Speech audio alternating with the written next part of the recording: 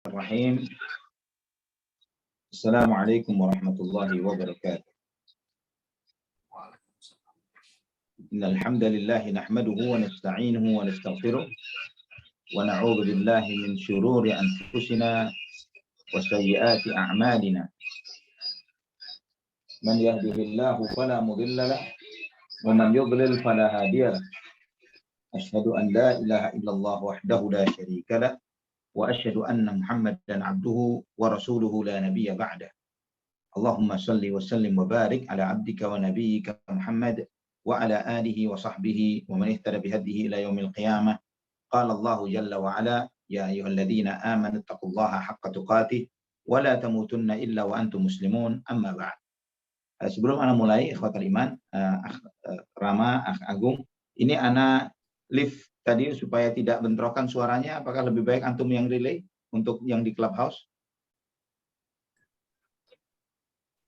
Bisa Ustaz. Nggak apa-apa ya, karena suaranya tadi ini mengganggu juga buat anak. Barakallahu fikum. Nah, ikhwatal iman rahimahullah. Nah, dalam kesempatan ini kita membahas hadis yang ke-11 dari hadis kitab Al-Arba'in An-Nawawi. Sebuah hadis yang subhanallah, kita akan melihat bagaimana hadis yang ringkas dan singkat ini namun sangat berdampak besar di dalam kehidupan kita, baik terkait tentang akidah, tentang ibadah, tentang muamalah, tentang banyak aspek di dalam kehidupan kita. Kita baca hadisnya, an Abi Muhammad Al-Hasan bin Ali bin Abi Talib sibti Rasulillah sallallahu alaihi wasallam wa raihanatihi radhiyallahu anhuma. Qala hafidhtu min Rasulillah sallallahu alaihi wasallam da' ma yaribuka ila ma la yaribuk. Rawahu Tirmidzi wan Nasa'i wa qala Tirmidzi haditsun hasanun sahih. Dari Abu Muhammad Hasan bin Ali bin Abu Talib, cucu Rasulullah sallallahu alaihi wasallam dan penyejuk hati beliau. Beliau berkata, saya mendengar dari Rasulullah sallallahu alaihi wasallam, tinggalkan apa yang meragukanmu kepada apa yang tidak meragukanmu. Hadis riwayat At-Tirmidzi dan An-Nasa'i, dan At-Tirmidzi mengatakan hadisnya hasanun sahih. Hadis ini kita melihat bahwa sumber hadis ini dari sahabat yang merupakan cucu Rasulullah SAW sendiri yang bernama Hasan bin Ali bin Abu Talib radhiyallahu an, yang disebut dengan sibti Rasulillah. Dalam bahasa Arab, cucu ini sebagaimana anak laki, anak perempuan, misalnya ibn, bint, misalnya ya.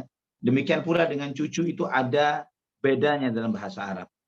Kalau sibti, kata sin, ba, fa, itu menunjukkan cucu dari anak perempuan. Cucu dari anak perempuan. Jadi karena Hasan bin Ali ini adalah cucu Nabi Shallallahu Alaihi Wasallam dari anak perempuan beliau yaitu Fatimah, maka disebut dengan sibt, yaitu cucu Rasulullah SAW dari anak perempuan. Kalau cucu dari anak laki dalam bahasa Arab itu dengan kata hafid. Hafid itu artinya cucu, tapi dari anak laki-laki.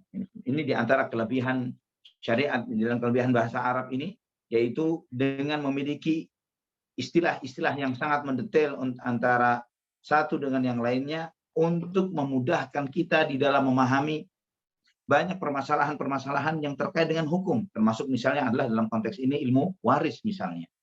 Ikhwatal iman rahimani wa rahimakumullah. Dan Hasan bin Ali bin Abu Talib, beliau adalah cucu Nabi SAW, dan beliau digelari oleh Nabi SAW sebagai sayyid, sebagai tuan, sebagai pemimpin, sebagai tokoh. Nabi SAW bersabda dalam hadis yang sahih dalam Sahih Bukhari, Inna ibni hada sayyid wa sayuslihu Allahu bihi baina ta'ifataini 'azimataini minal muslimin. Cucu, sesungguhnya anakku ini adalah seorang pemimpin, seorang sayyid. Allah akan mendamaikan dengannya dua kelompok besar dari umat Islam, dan terjadi sebagaimana yang disabdakan oleh Nabi SAW, yaitu ketika Ali bin Abu Talib radhiyallahu an meninggal mati syahid radhiyallahu an, kemudian Hasan bin Ali dibaiat sebagai khalifah, dan kemudian beliau menyerahkan kekhilafahan kepada Muawiyah bin Abi Sufyan, dan kemudian beliau dengan memintakan dengan ini sebagai syarat perdamaian antara umat Islam, dan itu terjadi. Dan dengan hal itu tahun tersebut disebut sebagai tahun persatuan, sebagai Amul Jamaah. Dan ini menjadi kebahagiaan besar bagi seluruh umat Islam pada saat itu. Nabi SAW memiliki dua cucu, Hasan dan Husain.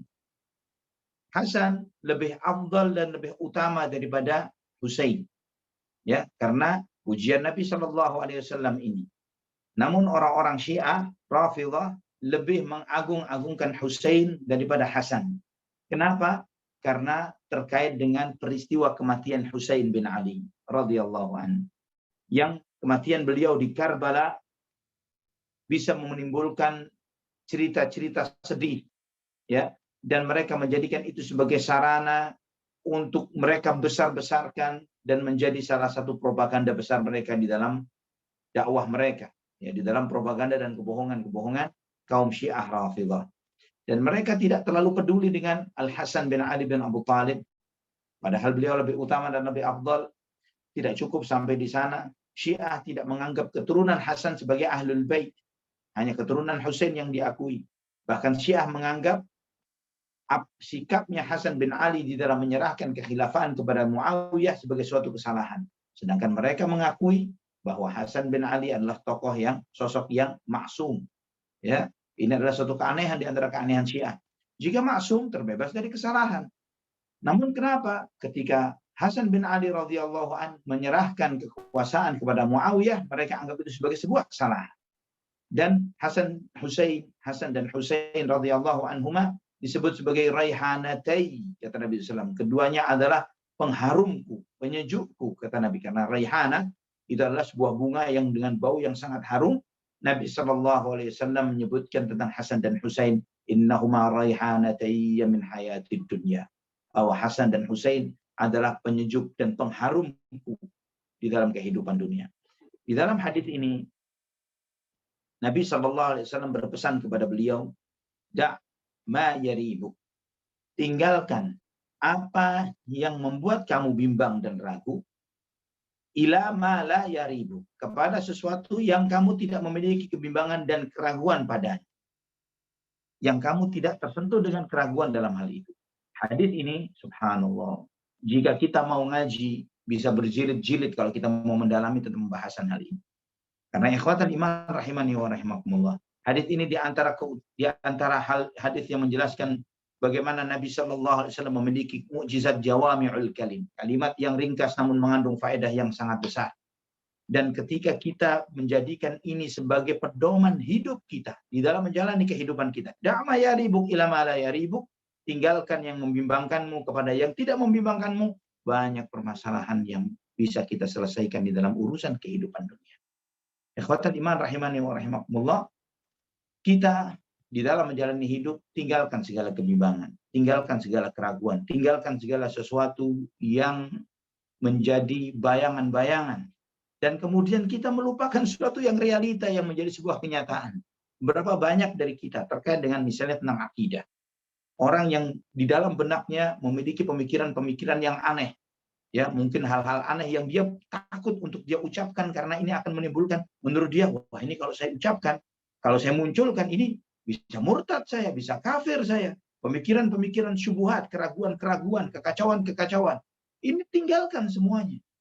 Karena yang kita yakini saat ini, yang tidak diragukan lagi adalah Anda seorang muslim. Anda hamba Allah. Anda lahir dari orang tua muslim. Ya, tumbuh dari masyarakat kaum muslimin. Maka jangan sampai pikiran-pikiran negatif yang merupakan segala kebimbangan, keraguan, apalagi sumbernya adalah waswas syaitan mengendalikan hidup kita. Ya, membuat kita menjadi orang yang bingung, menjadi orang yang bimbang, menjadi orang yang nggak jelas. Ya, saya ini muslim nggak ya? Saya ini begini nggak ya? Dan sebagainya. Ya, berapa banyak kaum muslimin yang mengalami kondisi seperti ini karena dia tidak mengetahui konsep da'ma yaribuk ila ma la yaribuk. Tinggalkan yang membimbangkan dirimu kepada sesuatu yang tidak membimbangkan dirimu. Subhanallah. Ini sekedar contoh saja. Berlaku dalam urusan akidah, berlaku dalam urusan ibadah, berlaku dalam urusan muamalah, berlaku dalam urusan pernikahan, dalam banyak urusan. Contoh, dalam ibadah, kita melihat bahwa ibadah itu dasarnya adalah terlarang kecuali ada perintah. Sebagaimana sabda Nabi SAW, man amila amalan laisa alaihi amruna fahuwa raddun. Barang siapa yang mengamalkan suatu amalan tidak ada perintah dari kami, maka amalan tersebut tertolak. Maka jika ada dua orang berselisih, ya, ini sunnah, ini enggak sunnah, ibadah, suatu ibadah ya terkait dengan ibadah. Ini sunnah enggak, ini bid'ah, ini sunnah enggak, ini bid'ah. Yang dipegang yang mana? Yang mengatakan sunnah atau bid'ah? Yang dipegang adalah yang mengatakan bid'ah, dan yang mengatakan sunnah harus menunjukkan dalil bahwa apa yang dia perbuat adalah sunnah. Ya, misalnya merayakan Maulid Nabi sallallahu alaihi wasallam, atau merayakan perayaan malam Isra Mi'raj, atau perayaan-perayaan bid'ah yang lainnya. Ketika seseorang mengklaim hal itu sebagai suatu ibadah sunnah, maka mana dalilnya? Apakah Nabi mempraktekkan seperti yang antum lakukan? Kalau dia tidak bisa menunjukkan hal itu, maka ini adalah syak, kebimbangan. Yang yakin bahwa hal itu tidak ada. Yang yakin hal itu tidak bersumber dari Islam. Ini contoh dalam ibadah. Ya, ini contoh besarnya. Contoh kecilnya misalnya. Seseorang misalnya dia batal wudhunya. Dia ingat, dia wudhu, dia batal, dia habis ke toilet, buang air, misalnya buang air kecil misalnya. Ya, setelah itu selang beberapa saat dia wudhu, dia sholat. Selang beberapa saat dia sholat. Dia tidak ingat wudhunya. Nah, di tengah-tengah sholat dia bingung. Saya tadi setelah buang air kecil tadi wudhu nggak ya? Wudhu nggak ya? Dan dia sedang sholat. Yang pasti yang dia ingat di benaknya adalah buang air kecil. Dia tidak ingat wudhunya. Jadi yang tidak diragukan adalah buang air kecilnya, yang diragukan adalah wudhunya. Tinggalkan yang meragukan kepada yang tidak meragukan. Jelas ya? Jadi ini sekedar contoh saja. Ketika memang yang anak ingat buang air kecilnya, tapi anak nggak ingat tentang apakah saya wudhu lagi sesudah itu. Maka kita yakini bahwa sholat saat itu adalah tidak sah karena belum wudhu. Tinggalkan kebimbangan. Nah, sebaliknya. Kondisi sebaliknya. Antum dalam kondisi wudhu. Dalam kondisi keadaan berwudhu. Sadar bahwa kita misalnya keluar rumah berwudhu. Kemudian di tengah jalan, masuk waktu sholat, dan antum ingin sholat langsung dengan meyakini masih ada wudhu. Namun kemudian ada kebingungan di dalam hati. Syak, tadi sempat buang angin nggak ya? Tadi ini enggak ya, dan lain sebagainya. Misalnya, syak, kebimbangan dalam hati. Yang kita ingat dan kita yakini wudhunya. Yang kita syak dan ragu adalah buang anginnya. Jadi, tinggalkan yang meragukan kepada yang tidak meragukan. Paham ya? Jadi, ketika kita ingat anak udah wudhu. Yang anak nggak ingat, anak buang angin atau enggak. Yang tidak ingat ini adalah sesuatu yang syak. Yang diingat dengan yakin wudhunya, maka tinggalkan yang meragukan kepada yang tidak meragukan. Subhanallah. Ini baru sedikit kita membahas sifat iman, banyak menyelesaikan banyak permasalahan internal yang sering terjadi di antara kita.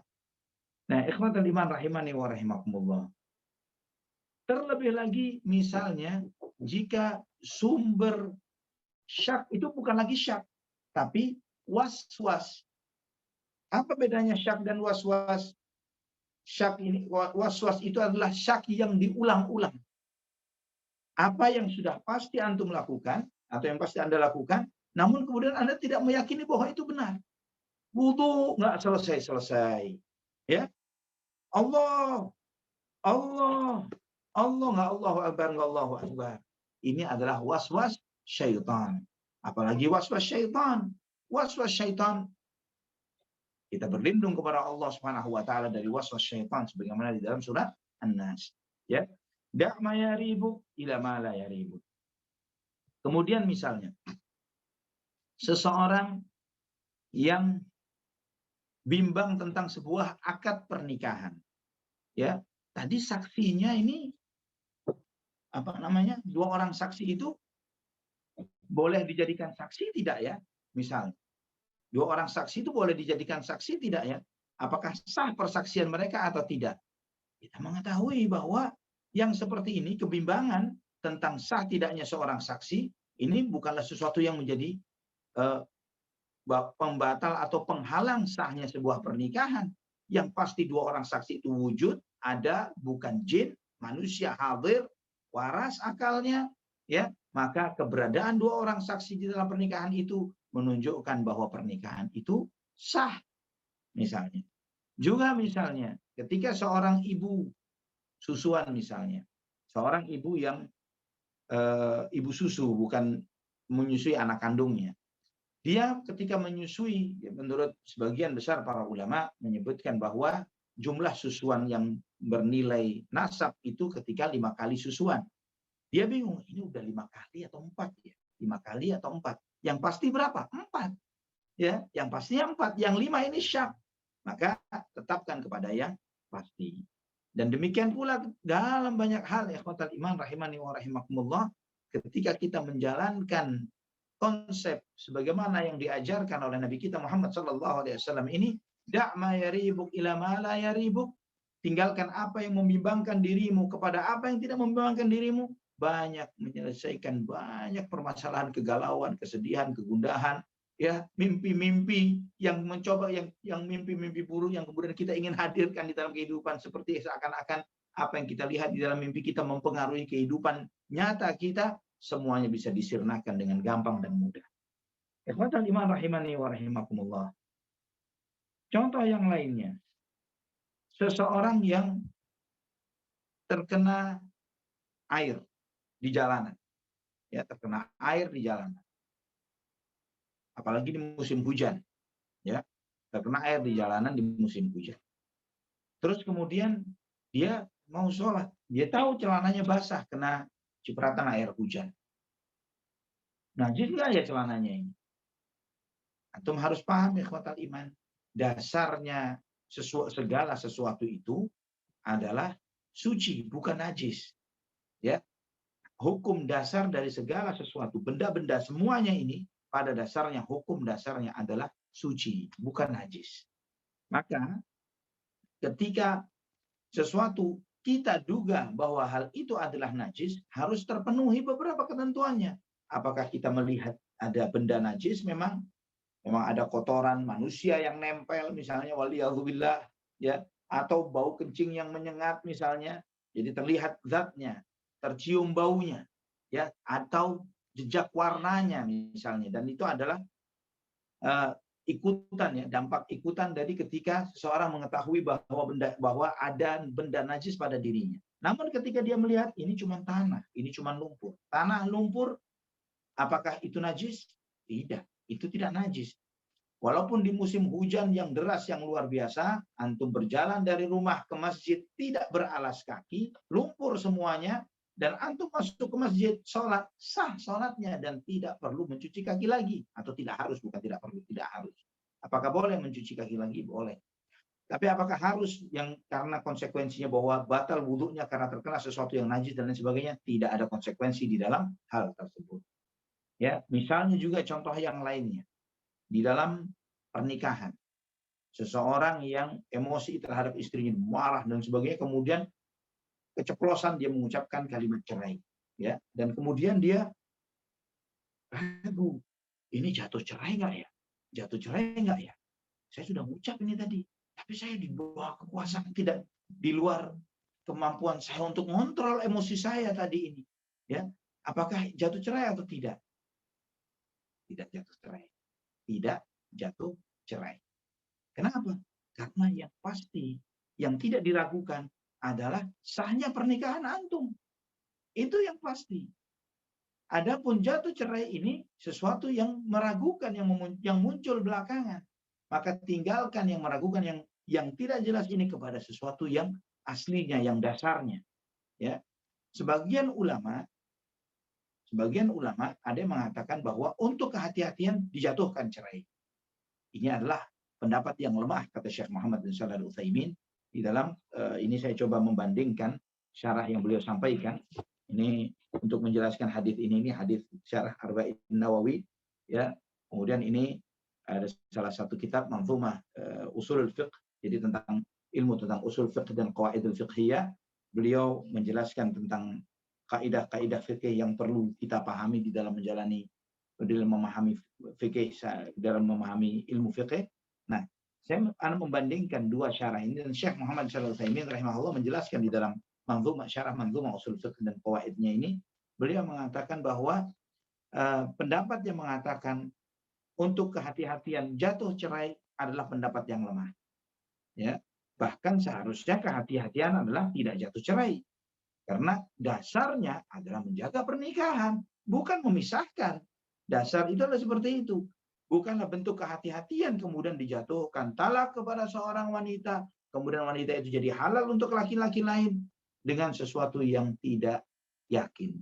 Ya, dengan sesuatu yang tidak yakin. Subhanallah. Nah, kemudian ikhwatal iman rahimani wa rahimakumullah. Nanti insyaallah kita akan tambahkan penjelasan-penjelasan lain dari hadis ini. Kita jelaskan sedikit dari apa yang disampaikan oleh Al-Imam An-Nawawi rahimahullah. Beliau menyebutkan rawahu Tirmidzi wan Nasa'i wa qala Tirmidzi haditsun hasanun sahih. Hadis ini diriwayatkan oleh Al-Imam At-Tirmidzi dan Imam An-Nasa'i, dan At-Tirmidzi mengatakan hadis hasan sahih. Beliau mengatakan hadis hasan sahih. Nah, di sini ikhwatal iman rahimani wa rahimakumullah. Hadis ini dihukumi oleh para ulama yang lainnya seperti Syekh Muhammad Nasruddin Al-Albani dan Syekh Muqbil bin Wadi Al-Wadi'i, hadisnya sahih. Ya, Syekh Al-Albani mensahihkan dalam Al-Irwaul Ghalil, Syekh Muqbil bin Hadi Al-Wadi'i di dalam Sahih As-Sahihul Musnad. Dan ikhwatal iman rahimani wa rahimakumullah, namun kita perlu melihat apa yang dimaksud dengan hasan sahih. Ya, karena beliau menggabungkan hasan dan sahih. Ya, ini yang seringkali menjadi sesuatu yang muskil di antara para ulama. Karena kalau hadis hasan, ya bukan hadis sahih. Kalau hadis sahih, bukan hadis hasan. Kenapa kemudian digabungkan dalam hal ini? Para ulama membagi hadis secara global itu menjadi 5 bagian. Sahihun li dzatihi, sahihun li ghairihi, hasanun li dzatihi, hasanun li ghairihi, dan dhaif. Sahihun li dzatihi, hadis sahih karena memang sanad hadis itu sahih sampai Nabi SAW. Sahihun li ghairihi, karena sanad hadis itu sahih tapi bukan dengan sanadnya sendiri, tapi dengan adanya syawahid, support yang menyupport hadis tersebut, mengangkat hadis tersebut karena banyak jalur dan sanad-sanadnya sehingga mengangkat martabat yang lemah ini menjadi sahih. Li ghairihi, sahih karena ada sanad lain yang sahih yang mensupport hadis ini. Hasanun li dzatihi. Demikian pula hadis hasan. Hadis hasan ini di bawah derajat sahih. Ya, kalau sahih itu perawinya adalah para a'immah, para orang-orang yang dhabit, thiqah, ya, para perawinya itu seorang yang sangat dipercaya dan thiqah dan imam-imam ahlul hadits, tokoh-tokohnya, dan dengan sanad yang bersambung. Namun hasan ini di bawah itu. Ya, di bawah itu levelnya. Para orang-orang saleh, para orang-orang yang bertakwa kepada Allah, para perawi-perawi yang bisa dipercaya dan tidak ada cacat, lemah dan yang semisalnya, namun di bawah level kesahihan. Ya, ada yang karena perawinya pada dasarnya secara umum adalah dari derajat yang hasan dengan zatnya, atau hasanun li ghairihi. Hadis itu hasan karena disupport dengan beberapa sanad yang lain yang mengangkat martabat itu, hadis itu dari lemah menjadi hasan li ghairihi. Dan yang kelima adalah hadis dhaif. Kemudian bagaimana Al-Imam At-Tirmidzi rahimahullah menggabungkan hasan dan sahih. Nah, para ulama menjelaskan bahwa jika suatu hadis diriwayatkan dari satu jalur dan kemudian seorang peneliti hadis atau seorang hafidz yang meriwayatkan hadis tersebut, beliau ini ragu apakah hadis ini sampai kepada derajat sahih atau tidak, maka beliau menyebutkan ini sebagai derajatnya hasan, ya, di bawah derajat sahih. Dan pertama kali memunculkan istilah hadis hasan ini adalah Al-Imam At-Tirmidzi. Ya, sebelum Imam At-Tirmidzi seperti Bukhari atau bahkan Imam Ahmad bin Hanbal hanya mengklasifikasikan hadis itu menjadi sahih dan dhaif saja. Dan ini yang seringkali banyak disalahpahami oleh sebagian orang yang ketika menyampaikan perkataan Imam Ahmad bahwa kami ketika meriwayatkan tentang halal dan haram kami sangat berhati-hati dan kami menolak semua hadis dhaif. Tapi ketika meriwayatkan tentang fadilah amal, keutamaan suatu amalan dan lain sebagainya, kami masih menerima yang dhaif. Mereka mengira dhaif itu dipakai. Padahal maksud dari Imam Ahmad dari menerima yang dhaif adalah yang tidak terlalu dhaif, atau dengan istilah Al-Imam At-Tirmidzi adalah hadis hasan.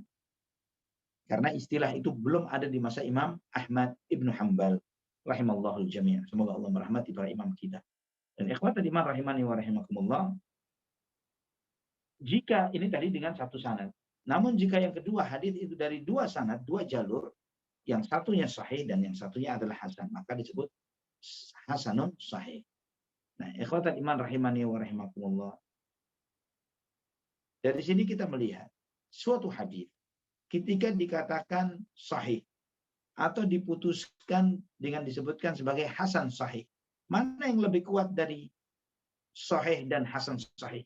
Mana yang lebih kuat dari hadis ini? Nah, jika diriwayatkan dari dua jalur, satu sahih dan satu hasan, maka hasanun sahih lebih kuat daripada yang sekedar sahih. Namun jika diriwayatkan dari satu jalur, maka hasan sahih di bawah yang sahih.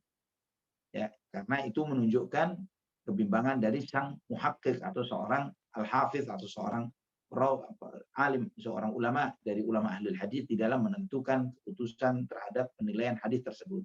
Dan keputusan dalam menilai kesahihan dan kedhaifan suatu hadis itu adalah suatu bagian dari permasalahan ijtihadiyah. Wallahu a'lam bishawab.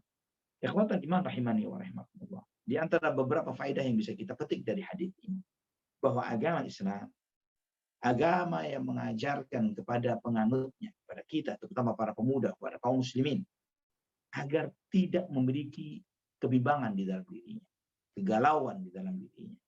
Bagaimana menyikapi hal itu? Da'ma yaribu ila ma la yarib. Tinggalkan yang membimbangkan kepada yang tidak membimbangkan. Tinggalkan yang membimbangkan kepada hal yang tidak membimbangkan. Dan kemudian ikhwatal iman rahimani wa rahimakumullah.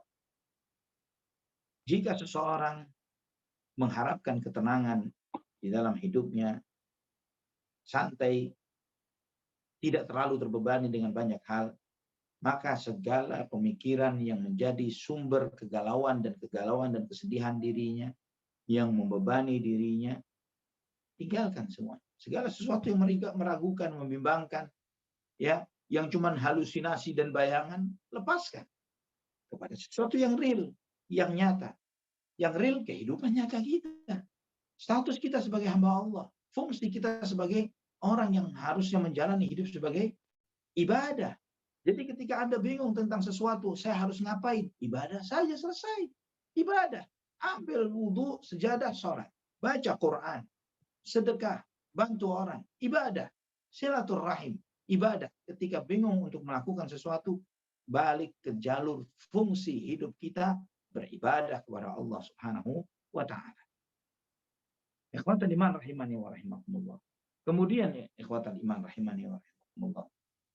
Terlebih lagi, contoh di dalam penerapan hadis ini terkait dengan orang yang bimbang terhadap suatu ibadah, dan kebimbangan itu muncul sesudah melakukan ibadah tersebut. Sholat Isya. Selesai sholat Isya, nah ini tadi sholat 3 atau 4 rakaat ya. Sudah selesai sholatnya. Keraguan yang terjadi sesudah ibadah itu lakukan, lupakan. Kecuali ada kepastian di dalam hati Anda bahwa, oh benar, Anda cuma baru 3 nih. Nah, ketika meyakini akan hal itu, baru dia melaksanakan, menambah sholatnya dan melakukan sujud sahwi. Nah, ikhwatan iman rahimani wa rahimakumullah. Antum melihat bagaimana hadis ini memberikan kepada kita suatu faedah jawami'ul kalim, suatu kalimat yang ringkas, namun ketika seseorang bertafakkur, bertadabbur, memikirkan tentang faedah dari hadis ini, akan banyak memenuhi manfaat kehidupannya dalam kehidupan sehari-hari. Contoh di dalam faedah yang lainnya, terkait dengan makanan, misal makanan. Ini halal atau haram ya? Halal atau haram? Bagaimana kita memutuskan makanan itu halal atau haram? Ketika kita bimbang akan sesuatu, kita harus ingat dan sadar bahwa Allah Subhanahu wa ta'ala menghalalkan untuk kita segala sesuatu yang ada di muka bumi, kecuali beberapa zat tertentu yang memang Allah haramkan. Allah Subhanahu wa taala berfirman dalam surat Al-Baqarah ayat 29, "Walladzi khalaqa lakum ma fil ardi jami'a." Dialah Allah Subhanahu wa taala yang menciptakan untuk kalian segala sesuatu apa yang ada di muka bumi untuk kalian. Ini suatu kaidah dasar yang sangat agung yang dijelaskan oleh para ulama, bahwa pada dasarnya segala sesuatu yang ada di muka bumi, hukum dasarnya adalah halal. Kecuali ketika Allah menyebutkan khamar haram, khinzir babi haram, darah haram, bangkai haram, ya, binatang yang bertaring haram misalnya, dan beberapa yang disebut oleh Nabi kita Muhammad SAW. Maka ketika disebutkan sesuatu itu haram, maka jelas jatuh kepada keharaman. Kalau bingung ini halal atau haram, tinggalkan kebingungan itu, yakini bahwa itu halal, bukan haram. Beda dengan urusan ibadah tadi. Kalau tadi urusan ibadah, ini sunnah atau bid'ah, sunnah atau bid'ah, sunnah atau bid'ah, maka yang dipegang adalah bid'ahnya. Dan yang mengklaim bahwa itu sebagai sunnah, dia harus membuktikan dengan sebuah dalil. Karena hukum dasar dari ibadah adalah haram, hukum dasar dari segala sesuatu selain ibadah pada dasarnya adalah halal. Contoh dalam transaksi muamalah kontemporer, ya, banyak sekali kebimbangan, kebingungan, kegalauan, ya. Ketika antum tidak mengetahui sumber atau aspek pengharamannya, maka pada dasarnya adalah halal. Kecuali jelas ribanya, kecuali jelas ghararnya, kecuali jelas ribanya, jelas ghararnya misalnya, jelas zalimnya, ya. Ketika jelas hal-hal tersebut, ada unsur kezaliman, ada unsur ketidakjelasan dalam transaksi, ada unsur riba, ada unsur maisir, judi, spekulasi, ya, hal-hal yang seperti ini jelas haram. Namun kalau tidak ada kejelasan untuk hal-hal tersebut, nggak tahu, kita bingung, nggak jelas halal haramnya, maka dasarnya adalah halal. Ya, dasarnya adalah halal. Ini memberikan banyak faedah kepada kita ya ikhwatal iman rahimani wa rahimakumullah. Anda coba melihat atau mencari contoh-contoh lain. Ya, dalam kaidah para ulama membuat usul satu kaidah adalah al-aslu baqa'u ma kana 'ala ma kana 'alaih. Bahwa hukum dasar segala sesuatu adalah keberadaan sesuatu itu sebagaimana asalnya. Ya, jadi misalnya ketika seseorang itu bimbang, ragu, bingung dengan segala tipuan-tipuan syaitan terhadap dirinya, dia harus yakin dengan seyakin-yakinnya bahwa dia adalah hamba Allah. Dia hamba Allah, ya. Dan kita melakukan ibadah itu, kita berupaya mengarahkan dan menjalankan hidup ini untuk beribadah kepada Allah Subhanahu wa taala. Maka jangan sampai syak, keraguan, apalagi was-was mendominasi hidup kita, menguasai hidup kita, membuat kita tertipu dari jalan yang benar dan memalingkan kita dari jalan yang benar tersebut. Contoh yang lainnya ikhwatal iman rahimani wa rahimakumullah. Di dalam hal-hal yang sifatnya syubhat, ya, sifatnya syubhat. Nabi sallallahu alaihi wasallam telah menyebutkan, "Faman ittaqa syubuhati faqad istabra'a lidinihi wa 'irdih." Barang siapa yang menjauhkan diri dari segala sesuatu yang remang-remang yang tidak jelas, maka dia telah menyelamatkan agama dan harga dirinya. Ya, ini ikhwatal iman rahimani wa rahimakumullah, telah kita bahas hadis ini pada beberapa kesempatan sebelumnya, bahwa sesuatu yang tidak jelas statusnya kita jauhi. Ya, tidak jelas statusnya kita jauhi walaupun kita cenderung kepada hal tersebut. Ya, terkait dengan ibadah, hukum dasarnya adalah terlarang. Terkait dengan muamalah, hukum dasarnya adalah boleh. Ketika suatu ibadah itu kita atau suatu muamalah kita bingung dan bimbang, apakah halal atau haram, ya, tidak jelas, apalagi yang mengklaim haram misalnya tidak bisa menunjukkan dalil yang sharih dan sahih akan hal ini, maka kita merujuk kepada sahihnya, kepada halalnya. Ya, misalnya suatu binatang tertentu yang dikonsumsi manusia dan dia tidak jelas halal haramnya, maka dirujuk kepada halalnya. Karena hukum dasarnya adalah sebagaimana yang tadi disampaikan. Juga ikhwatal iman rahimani wa rahimakumullah. Dalam banyak kehidupan juga, misalnya ketika seseorang tidak jelas apakah dia melakukan suatu kesalahan atau tidak. Ya, dia tidak sengaja atau tidak jelas, kesengajaan atau ketidaksengajaan tidak jelas. Contoh yang mungkin seringkali banyak dialami oleh sebagian ummahat misalnya, atau sebagian ya, tidak seluruh sebagian. Ketika ada seorang ibu yang sedang menyusui bayinya, tertidur. Kemudian ketika bangun, qadarullah bayinya mati. Dan berapa banyak karena faktor ini kemudian sang ibu menyalahkan dirinya dengan mengatakan saya yang membunuh bayi tersebut. Dari mana? Apa dalilnya?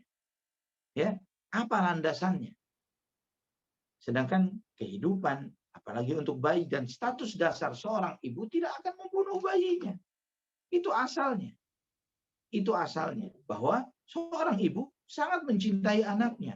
Maka dalam kondisi seperti ini, ikhwatan iman, di dalam ketentuan syariat, seorang ibu yang tidak sengaja dan dia tidak mengetahui kenapa bayi itu mati, lemas tangan di pangkuannya dan dia tertidur, bayi itu juga demikian, tidak dituntut hukuman, dia denda, apalagi kemudian diqisas misalnya akibat kesalahan atau ketidaksengajaan ini.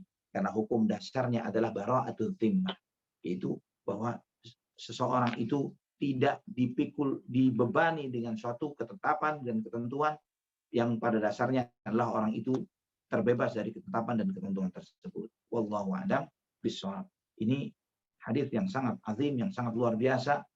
Jika kita menjalaninya dan mencoba memahaminya dan mengamalkannya di dalam hidup kita, di dalam banyak aspek kehidupan kita, banyak menyelesaikan banyak permasalahan-permasalahan yang sedang kita hadapi. Wallahu ta'ala a'lam. Wa'alam bishawab. Barakallahu fikum.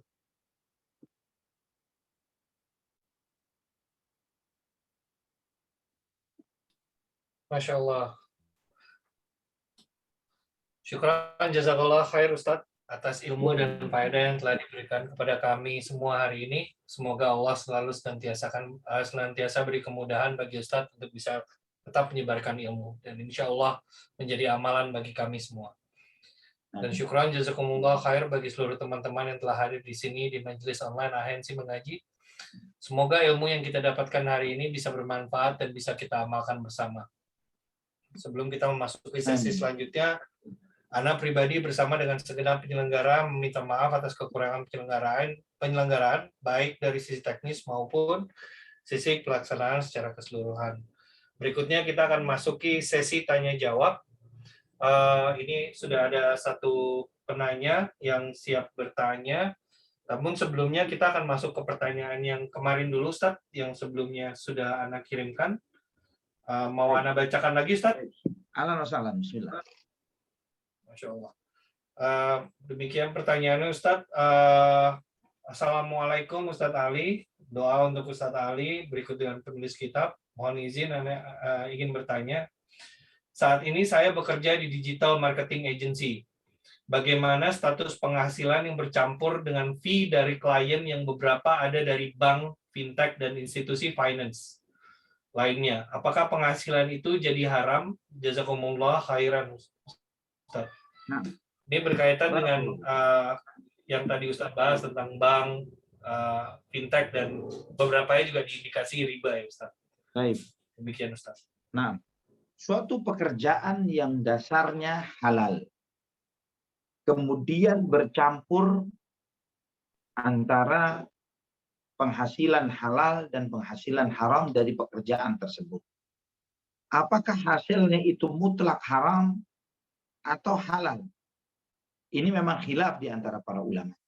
Namun, ikhwatal iman rahimani wa rahimakumullah, mengatakan bahwa penghasilan itu haram secara mutlak, ini juga tidak dibenarkan.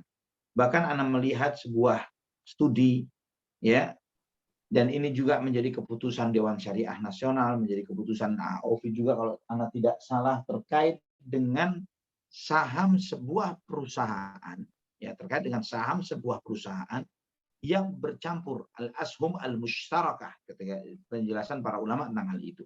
Saham sebuah perusahaan yang di perusahaan itu sahamnya ada artinya modalnya ada modal yang halal dan ada modal yang haram, dimodalin bank misalnya. Bagaimana status saham perusahaan tersebut? Ya, dan di antara yang saya tidak tahu keputusan atau tidak kita, kalau tidak salah mereka memang mensyaratkan 100% mutlak harus tidak boleh ada dari sumber-sumber yang haram. Tapi pendapat ini tidak dipilih oleh mayoritas ulama. Kalau Anda menyampaikan tentang apa namanya dirasanya, ada beberapa dirasah analisa yang cukup mendalam tentang hal ini, dan yang dipilih oleh banyak para ulama adalah suatu pekerjaan yang di situ bercampur sumber pemodalannya dari ini dan itu. Ini saya sebutkan sumber modalnya yang menjadi bensin dan motor dari usaha tersebut. Maka hasilnya adalah sesuatu hasil yang halal. Wallahu a'lam bishawab. Dan termasuk juga dalam hal ini. Jadi kita tidak boleh memutuskan, bahkan di dalam para ulama sendiri menyebutkan seseorang yang bermuamalah dengan kita. Kita tahu di antara penghasilan orang tersebut riba. Dan di antara penghasilan yang lainnya diambil dari sumber bukan riba. Bagaimana status penghasilan orang tersebut? Tidak bisa dikatakan bahwa orang itu haram secara mutlak.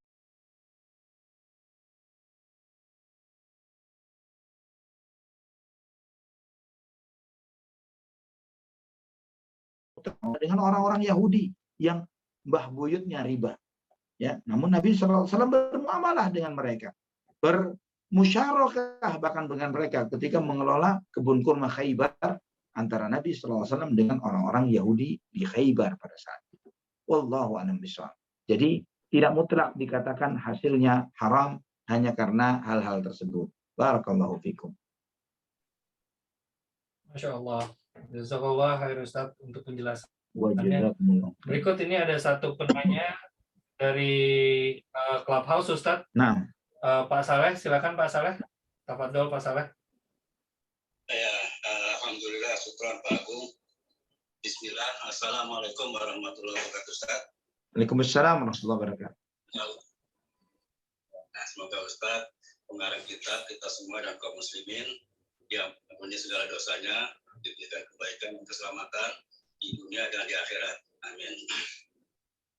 Ustaz, tentang implementasi atau penerapan kaidah tinggalkan yang meragukan. Nah, ada dua kasus. Kasus pertama tentang kita menghadapi suatu hadis di mana ada perbedaan pendapat di kalangan ulama. Ada yang mendoikan dan ada yang mensohekan. Itu berarti hadis itu ada keraguan. Karena perbedaan itu menunjukkan hadis itu ada keraguan. Nah, sikap kita adalah meninggalkan, tidak mengamalkan hadis tersebut. Nah, itu yang pertama. Yang kedua berkaitan dengan ayat mutasabihat. Di situ ayat-ayat yang tidak jelas kedudukannya, begitu Ustaz. Nah, sikap kita kalau kaidah yang digunakan ada tinggalkan yang meragukan, itu artinya kita meninggalkan atau tidak mengamalkan ayat-ayat yang mutasabihat. Nah, itu gimana Ustaz? Syukron, jazakumullah khair, barakallahu fikum. Wa fi barakallahu jazakallahu khair. Nah, terkait tentang ikhtilaf para ulama tentang sahih dan dhaifnya suatu hadis. Tadi sempat Ana singgung bahwa pensahihan dan pendhaifan suatu hadis ini adalah permasalahan ijtihadiyah. Ya, dan permasalahan ijtihadiyah sebagaimana yang ditetapkan oleh Nabi sallallahu alaihi wasallam, idza ijtahadal hakim fa asaba falahu ajran wa idza ijtahada fa akhta'a wa idza akhta'a falahu ajr. Jika seorang hakim berijtihad dan benar, maka dia mendapatkan 2 pahala. Jika salah, maka dia mendapatkan 1 pahala. Ya, salahnya pun bukan berdosa, tapi salahnya adalah berpahala. Ini terkait dengan keputusan atau ijtihad. Nah, bagaimana dengan ketika kita mendapati suatu hadis yang para ulama ahlul hadis berselisih tentang hal itu? Ya, saya garis bawain dahulu bahwa perselisihan itu di antara para ulama ahlul hadis. Ya, para ulama ahlul hadis, bukan sembarangan orang. Namun jika misalnya khilaf ini terjadi antara ahlus sunnah dengan ahlul bid'ah, jelas. Ya, kita tinggalkan qaulnya ahlul bid'ah dan kita rujuk kepada perkataan ahlus sunnah. Tapi ketika ini di kalangan ahlul hadis, di kalangan para imam-imam ahlul hadis misalnya, maka caranya satu di antara dua. Yang pertama adalah ittiba dan yang kedua adalah taklid. Maksudnya gimana? Kalau yang pertama ittiba, antum harus tahu dalilnya kenapa ulama ini mensahihkan, atau yang kedua kenapa ulama itu mendhaifkan. Ini cara ittiba. Harus tahu ilmunya. Nah, ketika mengetahui ilmunya, antum bisa mengambil, oh benar. Ternyata kesimpulan ini dhaif karena begini. Oh, kesimpulan itu sahih atau hasan sahih karena itu. Jadi, ketahuan sumber masalahnya di mana. Dan dengan begitu kita bisa mengikuti salah satu dari dua pendapat itu dengan berdasarkan ilmu. Contoh dalam konteks ini adalah hadis tentang sholat tasbih. Hadis tentang sholat tasbih. Anda pernah tatabbu' yang mencoba membaca takhrij para ulama terkait tentang hadis-hadis sholat tasbih. Di antaranya adalah Syekh Muhammad bin Shalih Al-Utsaimin rahmatullahi alaihi rahmatan wasi'ah dan juga Syekh Muhammad Nasiruddin Al-Albani rahimahullah rahmatan wasi'ah. Dua ulama ini berbeda pendapat. Syekh Muhammad bin Shalih Al-Utsaimin mengatakan dhaif sehingga mengamalkan sholat tasbih bid'ah. Syekh Al-Albani mengatakan hasan. Karena derajatnya hasan, maka bisa diamalkan. Dan mengamalkannya adalah sunnah.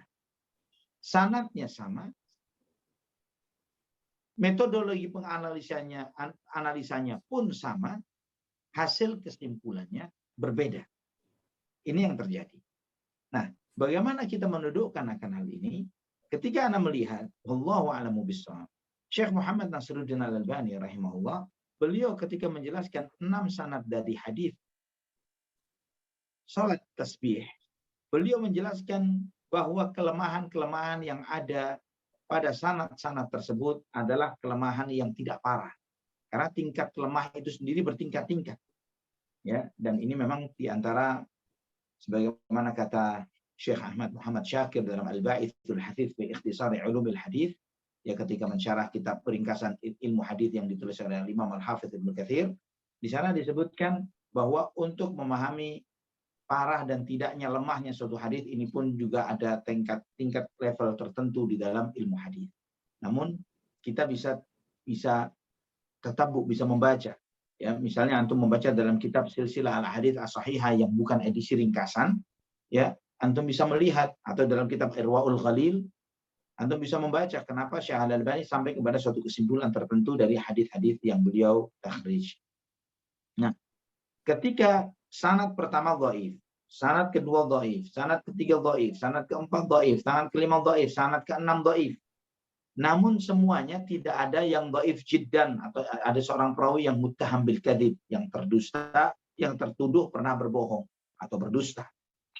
Ya, sehingga kelemahannya hanya faktor ini ada seorang perawi yang sayyi'ul hifdz, yang hafalannya lemah. Ada perawi di sini yang dia meriwayatkan dengan catatan, namun ternyata saat dia meriwayatkan hadis ini tanpa membawa catatan atau catatannya sudah hilang. Ada di sanad yang ini adalah kondisi yang berbeda dan terus demikian. Ya. Nah, namun lemah dari 6 jalur yang berbeda-beda meriwayatkan hal yang satu. Ini bisa mengangkat martabatnya karena ketika lemah, dia tidak akan mungkin lemah dan tidak saling ketemu satu dengan yang lainnya menyampaikan satu berita yang sama. Ya, pasti akan ada kekacauan informasi di situ. Namun ketika hal ini ternyata satu dengan yang lainnya saling support, ya, maka mengangkat yang lemah ini menjadi hasan. Wallahu a'lam bishawab. Berdasarkan hal ini, anak merujuk kepada apa yang dihukumkan oleh Syekh Muhammad Nasiruddin Al-Albani di dalam terkait tentang sholat tasbih. Wallahu a'lam bishawab. Dan ini pun kesimpulan berdasarkan tatabbu', ya. Kemudian contoh yang lain. Khilaf terkait tentang mengazani bayi. hadis tentang mengazani bayi. Abdurrahman bin Aslam, kalau tidak salah seorang perawi yang menjadi sumber kelemahan dari sanad tersebut. Sebagian ulama, di antaranya Imam Ibnu Qayyim rahimahullah dalam Zadul Ma'ad menghasankan hadis itu atau bahkan mensahihkannya. Wallahu a'lam bishawab. Termasuk Syekh Muhammad Nasiruddin Syekhul Islam Ibnu Taimiyah. Wallahu a'lam bishawab. Karena kalau yang anak Ibnu Qayyim pasti, tapi Ibnu Taimiyahnya anak masih gamang apakah beliau mensahihkan atau tidak. Tapi Ibnu Qayyim pasti mensahihkan dalam Zadul Ma'ad. Namun masalahnya adalah beliau mensahihkan dengan sumber sanad yang sama dan tidak ada sanad support yang mendukung untuk mengangkat derajat itu dari dhaif menjadi sahih. Ya, sehingga pensahihan seorang alim yang seperti ini dan terbukti misalnya ada orang alim lain yang menjelaskan cacatnya hadis tersebut dan tak terbantahkan, artinya memang disepakati oleh para ulama ahlul hadis bahwa perawi tersebut adalah cacat dan lemah, maka ijtihad yang mengatakan hadis itu sahih atau hasan adalah ijtihad yang salah dan kita tidak boleh mengikuti ijtihad yang salah tersebut. Ya, ini sekedar contoh saja dengan cara ittiba. Adapun yang kedua dengan cara taklid. Waduh, Ustaz, kalau seperti itu caranya berat banget. Anak tidak paham tentang ilmu mustalahul hadis, tentang istilah, tentang ulumur rijal, tentang tahrij, tentang tatabu'ul sanad misalnya. Ini sudah nggak bakal sempat untuk mempelajarinya. Bagaimana kalau misalnya taklid saja? Nah, taklid boleh. Fas'alu ahla dzikri in kuntum la ta'lamun. Allah telah menegaskan bertanyalah kepada orang yang berilmu yang mengerti ketika kamu tidak tahu. Maka ketika antum menyadari tentang suatu hadis yang kondisinya seperti ini, khilaf di antara para ulama. Satu mengatakan sahih dan dhaif dan kita tidak punya alat untuk membedakan mana yang benar dari dua pendapat tersebut, maka antum boleh taklid kepada salah satu pendapat berdasarkan ketentraman hati kita melihat siapa imam yang memutuskan sahih atau dhaif tersebut. Ya, keimamannya. Jadi ketika kita melihat bahwa keimaman Syekh Muhammad Nasiruddin Al-Albani misalnya dalam ilmu hadis tidak diragukan dan dirujuk oleh orang-orang yang selevel dengan beliau dalam ilmu hadis, ya. Anda ingat misalnya Syekh Abdul Muhsin Al-Abbad di antara imam ahlul hadis yang masih hidup saat ini, beliau salah seorang pengajar di Masjid Nabawi, gurunya ayahnya Syekh Abdul Razak, ya, bin Abdul Muhsin Al-Abbad. Syekh Abdul Muhsin Al-Abbad beliau menghafal kitab-kitab rijal, ya, dan ketika menyebut sanad hadis tertentu, menyebutkan ketika mensyarah hadis dalam Sunan Abu Dawud dan yang lainnya, beliau dengan rajul fulan dan fulan beliau bisa memutuskan ini si fulan dhaif, si fulan begini, si fulan begitu, dengan di luar kepala.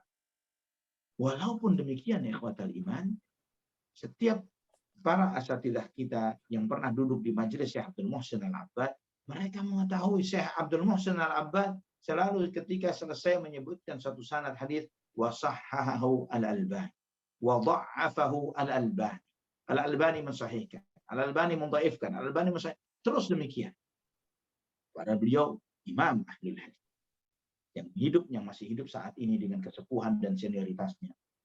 Ini dan juga pengakuan Syekh bin Baz rahimahullah, Syekh Al-Albani adalah orang yang di bawah kolong langit ini yang paling alim tentang ilmu hadis adalah beliau misalnya.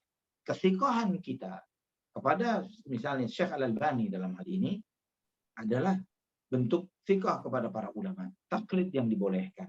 Apakah pernah yang seperti ini terjadi terdahulu di kalangan para a'immah, para ulama? Pernah. Insya Allah antum pernah mendengar suatu ungkapan yang pernah disampaikan oleh Imam Asy-Syafi'i rahimahullah. Ketika Imam Syafi'i berkata kepada Imam Ahmad bin Hanbal, "Anta a'lamu bil hadits minni." Engkau lebih mengerti ilmu hadis daripada aku. Fa'alimni al-hadits in kana al-haditsu sahihan hijaziyan kana au kufiyan au iraqiyan dan seterusnya. Jika engkau mengetahui suatu hadis yang sahih, beritahukan kepada aku. Maka aku akan berpendapat dengan hadis tersebut. Ini bentuk fiqahnya Imam Syafi'i rahimahullah kepada Imam Ahmad bin Hanbal, bukan sebagai bentuk taklid. Ya, bukan sebagai sekedar taklid belaka. Tapi karena fiqah kepada martabat orang alim tersebut. Ini jawaban untuk pertanyaan pertama. Adapun pertanyaan kedua, ayat mutasyabihah dan ayat muhkamat. Bagaimana kita mendudukkan dua hal ini? Antum bisa membaca di dalam surat Ali Imran ayat 7. Walladzi anzala 'alaikal kitaba minhu ayatun muhkamatun hunna ummul kitabi wa ukharu mutasyabihat. فأما الذين في قلوبهم زيغ فيتبعون ما تشابه منه ابتغاء الفتنة وابتغاء تأويله وما يعلم تأويله إلا الله والراسخون في العلم يقولون آمنا به كل من عند ربنا وما يذكر إلا أولو الألباب. Allah Subhanahu wa taala menyampaikan kepada kita, dialah Allah Subhanahu wa taala yang menurunkan Al-Qur'an kepadamu. Di antara isinya ada ayat-ayat yang muhkamat. Itulah pokok-pokok isi Al-Quran. Dan yang lainnya adalah ayat-ayat mutasyabihat. Adapun orang yang di dalam hatinya condong kepada kesesatan, maka mereka mengikuti sebagian ayat-ayat yang mutasyabihat dari yang mutasyabihat darinya untuk menimbulkan fitnah, untuk mencari-cari takwilnya. Padahal tidak ada yang mengetahui takwilnya melainkan Allah. Dan orang-orang yang mendalam ilmunya berkata, kami beriman kepada ayat-ayat yang mutasyabihat. Semuanya itu datang dari sisi Tuhan kami dan tidaklah mengambil pelajaran darinya melainkan orang-orang yang berakal. Nah, di dalam ayat ini ada metode bagaimana kita menyikapi ayat-ayat yang mutasyabihat. Ya. Ayat mutasyabihat ini adalah yang tidak jelas maknanya bagi mayoritas orang. Karena mungkin sifatnya global atau sifatnya, dan mutasyabihat ini sifat yang terjadi, yang ada pada si pembaca, bisa jadi pada ayatnya, bisa jadi pada si pembaca, dan lebih banyak pada poin yang kedua ini. Yang membaca merasa itu sebagai ayat mutasyabihat. Karena pembaca, maka ikhwatal iman, bisa jadi mutasyabihat bagi Anda, tapi tidak mutasyabihat bagi yang lain. Ya, terutama para a'immah, para ulama. Sebagian kita mungkin, wah ini ayat mutasyabihat, nggak jelas, ini bikin bingung dan lain sebagainya. Tapi tidak bagi para ulama. Dan itu kondisi yang seperti ini adalah mayoritas yang dianggap sebagai ayat mutasyabihat. Ikhwatal iman rahimani wa rahimakumullah. Bagaimana kita menyikapi hal yang seperti ini? Anda bacakan Syekh Abdurrahman bin Nasir As-Sa'di rahimahullah ketika menjelaskan tentang hal ini. Wa ukhar mutasyabihat ay yaltabisu ma'naha ala katsiri minal adhan. Jadi ayat yang mutasyabihat yang tidak jelas maknanya bagi mayoritas orang, likauni dilalatiha mujmalatan aw yatabadaru ila ba'd al-afham ghairal murad minha. Karena mungkin maksudnya masih sedemikian globalnya, atau mungkin sebagian orang memahami bukan seperti yang dimaksudkan. Falhasilu anna minha ayatun bayyinatun wadhihatun likulli ahad. Intinya Al-Quran, isinya adalah diantaranya ayat-ayat yang jelas dan nyata bagi setiap orang. Wahyal aktsarul lati yarji'u ilaiha. Dan itulah mayoritasnya ayat-ayat Al-Quran yang kita merujuk kepadanya. Wa minhu ayatun tashkulu ala ba'dhin nas. Sebagian ayat yang menjadi muskil bagi sebagian orang, tidak jelas bagi sebagian orang. Fal wajibu fi hadza an yaruddal mutasyabiha ilal muhkam wal khafiyya ilal jali. Maka dalam kondisi seperti ini, maka ayat mutasyabihat dirujukkan kepada yang muhkam, yang tersembunyi kepada yang nyata. Fa bi hadhihi tariqati yasduqu ba'duhu ba'dan wa la yahsulu fihi munaqadatun wa la mu'aradah. Maka dengan cara seperti ini, ayat-ayat Quran saling membenarkan satu dengan yang lainnya dan tidak terjadi kontradiksi antara satu dengan yang lain. Contoh dalam konteks ini. Sebagian orang merasa ketika Allah Subhanahu wa taala menggunakan kata ganti nahnu atau kami, itu mutasyabihat. Tunggal, tapi kata gantinya kami. Dan Allah telah sampaikan di dalam ayat ini, fa'ammal ladzina fi qulubihim zayg. Orang yang memiliki penyimpangan di dalam hatinya, kecenderungan untuk keluar dari siratal mustaqim, fayattabi'una ma tashabaha minhu ibtigha'al fitnati wa ibtigha'a ta'wilih. Maka mereka akan mencari dan mengikuti yang mutasyabihat untuk menimbulkan fitnah dan mencoba untuk mencari-cari maksud dan makna di balik itu. Ya, jadi banyak orang-orang yang mencari yang mutasyabihat, di sini misalnya orientalis, misionaris dan lain sebagainya, muncul. Nah, Allah menggunakan kata kami. Artinya nggak single, tidak tunggal, tapi plural, jadi banyak. Dan ini menjadi mutasyabihat, tidak jelas bagi sebagian orang, membuat bimbang. Namun ketika kita memahami, menyikapi ayat yang mutasyabihat, dirujukkan kepada yang muhkam. Apa yang muhkam? Qul huwallahu ahad. Qul huwallahu ahad. Ini muhkam, jelas. Allah itu satu. Jadi ketika menegaskan kami, jelas maksudnya adalah Allah menunjukkan akan kemahaagungan dan kemahamuliaan Allah Subhanahu wa taala, bukan sebagai representasi dari multi atau jamak. Wallahu a'lam bishawab. Ini sekedar contoh terkait dengan bagaimana kita menyikapi ayat-ayat mutasyabihat, yaitu dengan mengembalikannya kepada yang muhkam. Dengan mengembalikannya kepada yang muhkam. Dan itu sikap yang dipilih dan diambil oleh para ulama rahimahumullah. Di dalam setiap tafsir yang antum baca, yang kita baca, kita akan melihat bahwa ketika hal-hal yang menurut sebagian orang mutasyabihat, mereka pun mendudukkannya dengan merujukkannya kepada yang muhkam, sehingga jelaslah yang mutasyabihat itu dan tidak lagi menjadi ayat yang mutasyabihat. Wallahu a'lam bishawab. Syukran Ustaz. Jazakumullah khairan. Antum kalau ngasih pertanyaan panjang jawabannya. Masya Allah, semangat belajar ya Pak Saleh. Baik Ustadz, ini pertanyaan berikutnya dari seorang akhwat Ustadz. Bismillah, semoga Allah merahmati penulis kitab Ustadz Ali, tim AHN Semangaji, dan jamaah semuanya. Amin. Afwan Ustadz, mau bertanya terkait meninggalkan yang meragukan. Jika pada proses ta'aruf kita sudah berkali-kali sholat istikharah, namun tidak yakin dengan pasangan ta'aruf tersebut, tapi orang tua merestui dan menginginkan kita menikah dengan pasangan ta'aruf tersebut, maka apa yang harus kita lakukan? Sedangkan ternyata ada ikhwan lain yang lebih saleh datang, namun orang tua tidak merestui dengan ikhwan tersebut. Tapi kita lebih mantap dan yakin dengan ikhwan tersebut. Mohon jawaban dan bimbingannya Ustadz. Semoga Allah mudahkan Ustadz memberikan jawaban. Barakallahu fiik. Dalam konteks pernikahan, di dalam konteks pernikahan, terutama bagi seorang akhwat, bahwa tetap orang tua itu memintakan izin kepada putrinya. Ya, walaupun dalam konteks tertentu misalnya dia memang disuruh, bukan cuma sekedar diberikan izin, terutama bagi yang belum pernah menikah. Ini artinya bukan seorang janda. Maka tusta'man.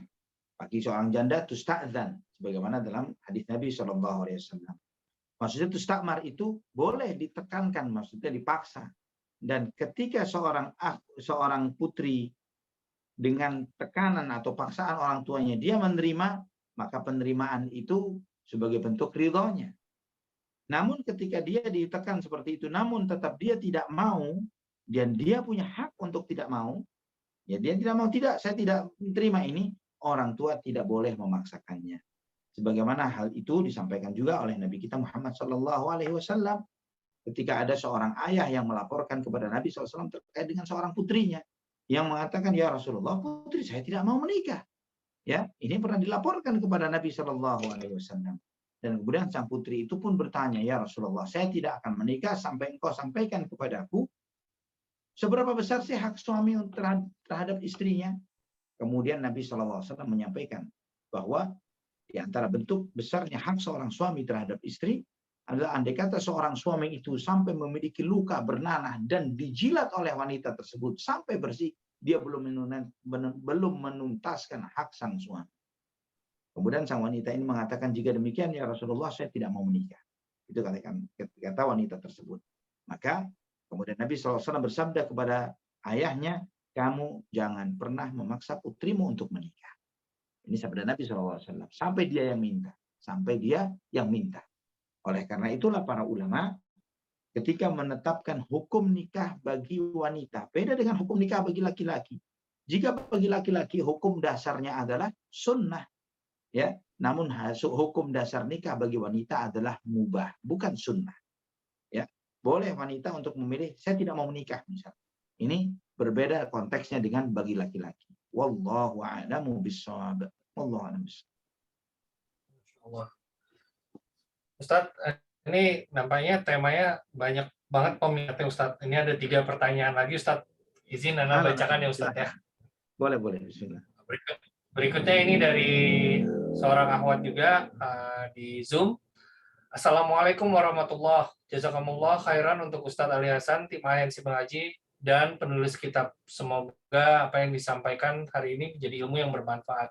Amin. Izin bertanya tentang contoh yang disebutkan tadi Ustadz tentang berhati-hati dengan najis. Seorang akhwat jika menginap di rumah mertua diwajibkan pakai sandal setelah wudhu menuju tempat sholat. Kata ibu mertua khawatir kena najis meskipun tidak nampak karena lantainya meski bersih belum tentu suci. Pertanyaannya, apakah bersikap berhati-hati seperti itu betul lebih baik Ustadz daripada kembali ke hukum asal bahwa bumi itu suci? Terima kasih. Barakallahu fiik Ustadz. Wafikum barakallah. Mesti bersih belum tentu suci, ini adalah waswas syaitan. Ya. Untuk menjawab waswas syaitan ini, Anda ingat salah satu apa yang disampaikan oleh Al-Imam Syekh Siddiq Hasan Khan Al-Qinauji Al-Hasani ketika beliau menjelaskan dalam kitab beliau Raudhatun Nadiyah Syarh Durarul Bahiyah, ya salah satu kitab fiqih Ahlul Hadis yang disampaikan oleh beliau mensyarah kitab Ad-Durarul Bahiyah karya Al-Imam Syaukani. Beliau menjelaskan tentang bab waswas ini luar biasa sekali. Beliau menyampaikan membedakan antara ilmu dan waswas syaitan. Insya Allah bagi antum bukanlah sesuatu yang aneh atau asing bahwa Nabi SAW mensunahkan sholat pakai sandal atau sepatu. Benar tidak? Ya, sepakat antum semua bahwa sholat pakai sandal atau sepatu itu sunnah. Itu sunnah. Nah, untuk menjawab apakah itu waswas syaitan atau ilmu, coba praktekkan hadis ini. Praktekkan hadis ini. Sholat pakai sandal. Sandal yang kita pakai atau yang antum pakai ketika ke toilet misalnya, tidak akan mungkin sandal itu kita keluar dari kamar mandi, misalnya spesifik untuk dipakai di kamar mandi. Dalam kondisi masih kena najis, kita bawa keluar. Pasti ketika buang air kecil misalnya, kita tahu sandal itu terkena buang air kecil, kita akan siram berkali-kali, baru setelah itu keluar. Jadi setelah tetap di dalam hati kita, sandal itu suci. Nah pertanyaannya, ketika tahu dengan sangat pasti bahwa sandal itu suci, keluar dari toilet dengan disiram berkali-kali dan kita sudah wudhu, coba pakai sandal itu untuk pakai sholat. Nah, kalau misalnya ada kegaduhan di dalam hati, ini waswas syaitan. Karena Nabi SAW mensunahkannya. Bahkan Nabi SAW pernah sholat ya dengan pakai sandal di tengah-tengah sholat, dilepas sandalnya oleh Nabi SAW karena ada kotoran manusia di sandalnya dan Nabi SAW tidak tahu. Nabi SAW tidak mengetahuinya. Tahunya setelah diberitahu oleh malaikat Jibril alaihissalam ada kotoran manusia atau kotoran dari himar ahli. Ya, dari keledai. Ya, dan itu subhanallah diketahui setelah sholat baru dilepas sandalnya oleh Nabi SAW dan terus melanjutkan sholatnya. Nah, itu sebagai sanggahan bahwa memang sebagian orang waswas ini diperturutkan. Padahal waswas ini dari siapa? Dari syaitan. Dan merusak agama seseorang, membuat seseorang membebani dirinya dengan sesuatu yang pada dasarnya tidak ada di dalam syariat. Bahkan Anda pernah mengetahui ada seseorang yang ketika dia ke toilet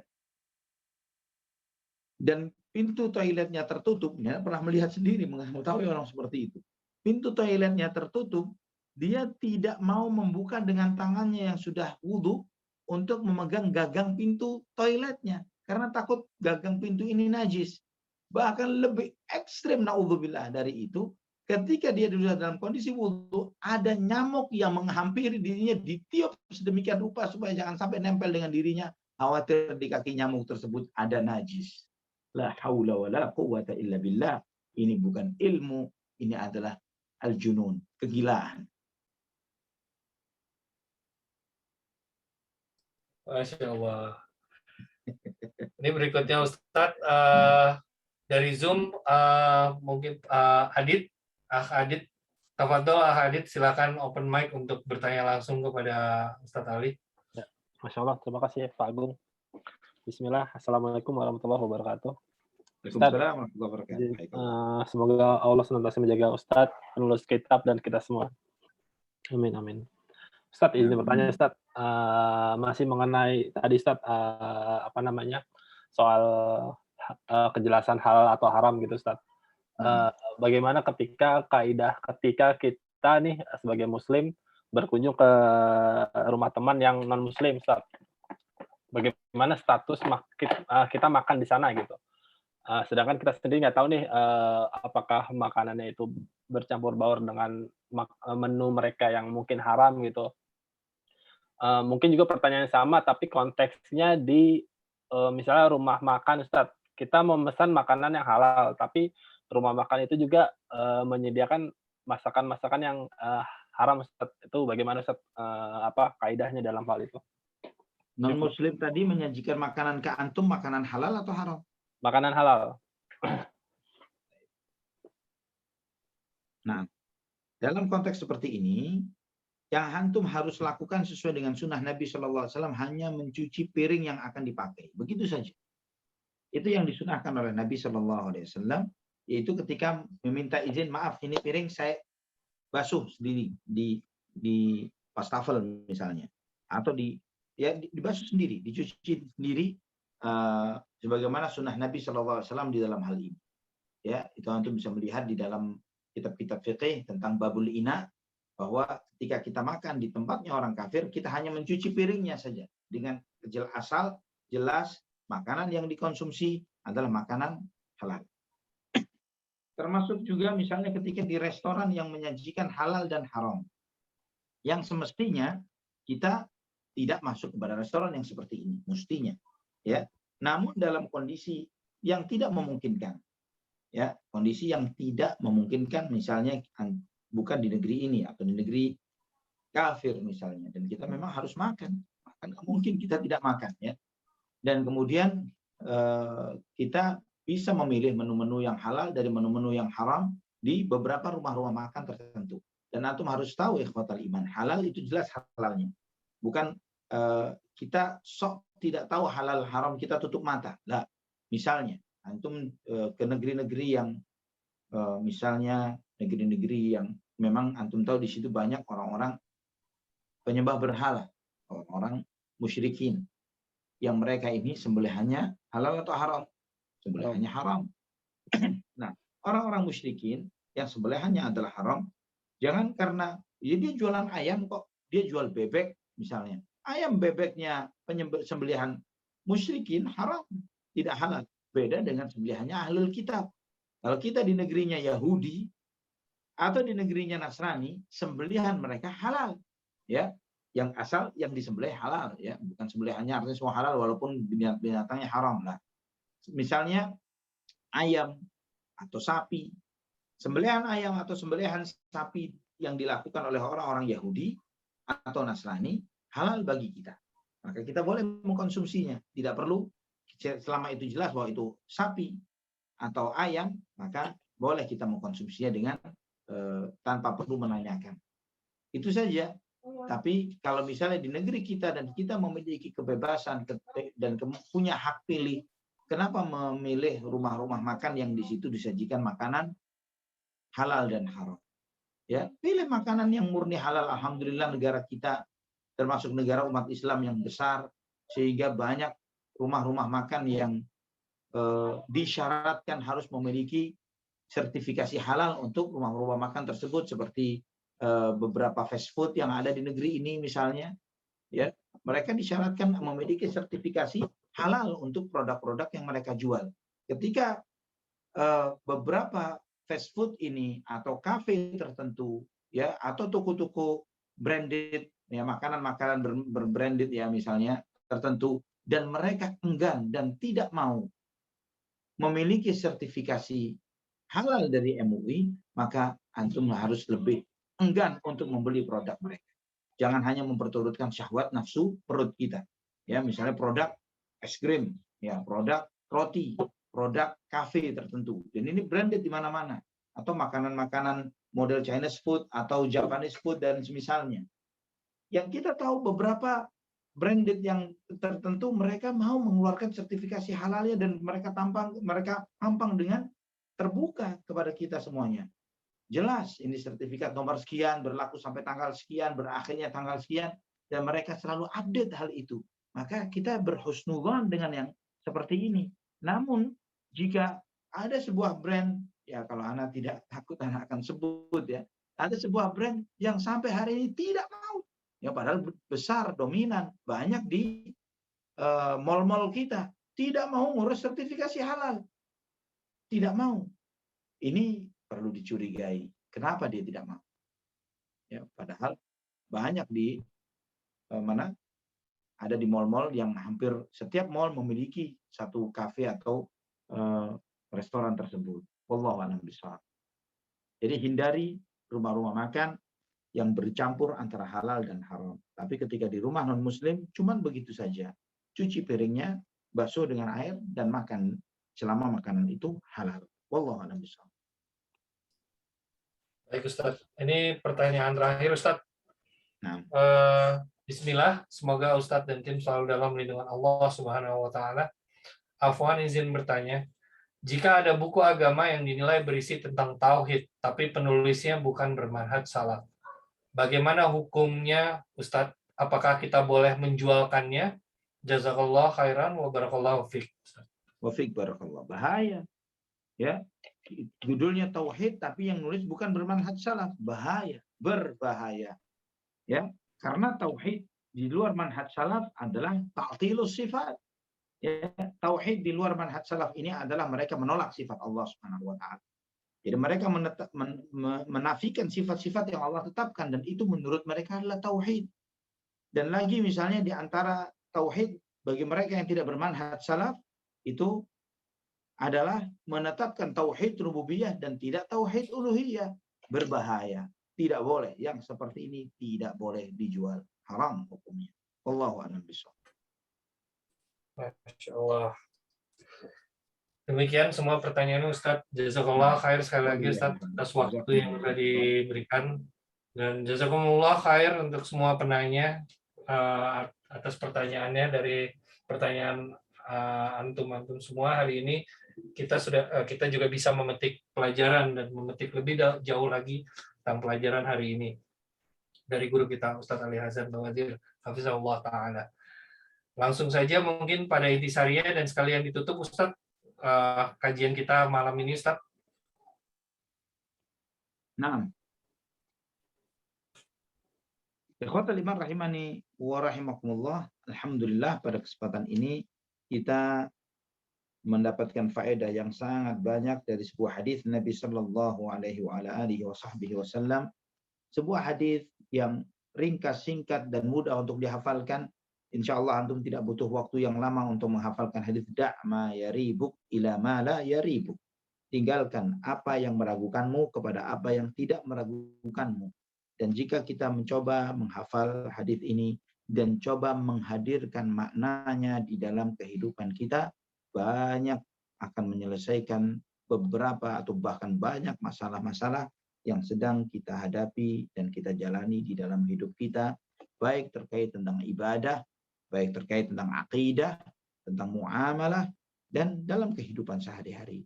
Semoga Allah Subhanahu wa taala senantiasa membimbing kita untuk selalu istiqamah di atas Al-Qur'an dan sunnah Nabi Sallallahu Alaihi Wasallam, karena betapa beruntungnya kita sebagai umat Islam, sebagai umat Muhammad Sallallahu Alaihi Wasallam.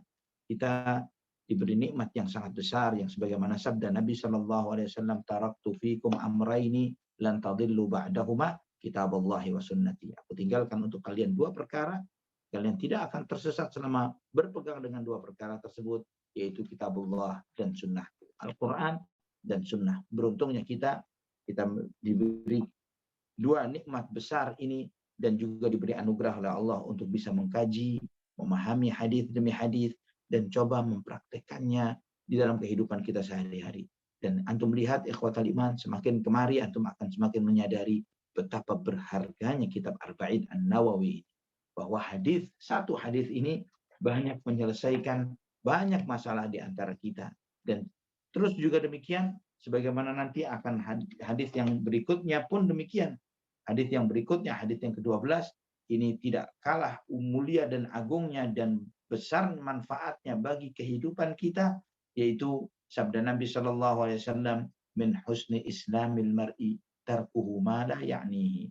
Di antara bentuk bagusnya Islam seseorang adalah dia meninggalkan apa yang tidak ada kepentingan bagi dirinya di dalam hal itu. Segala sesuatu yang kita nilai bahwa kita tidak memiliki kepentingan dalam hal itu, leave it, ya, tinggalin. Ada pentingnya enggak? Ada pentingnya, maksudnya ada sesuatu yang mengandung faedah dan manfaat tidak untuk kita. Kalau tidak ada manfaatnya, tinggal. Insya Allah, jika kita jalankan ini, insya Allah kita akan memiliki spare waktu yang cukup banyak, hati yang cukup lapang, dan kehidupan yang cukup menyenangkan. Wallahu ta'ala ada wa bisawab, yang insya Allah kita akan bahas pada pertemuan yang akan datang. Insya Allah ini saja ikhwatal iman. Semoga apa yang kita pelajari bermanfaat bagi kita semuanya. Kita bisa tutup dengan doa kafaratul majlis. Subhanakallahumma wa bihamdika asyhadu an la ilaha illa anta astaghfiruka wa atubu ilaik. Wassalamualaikum warahmatullahi wabarakatuh.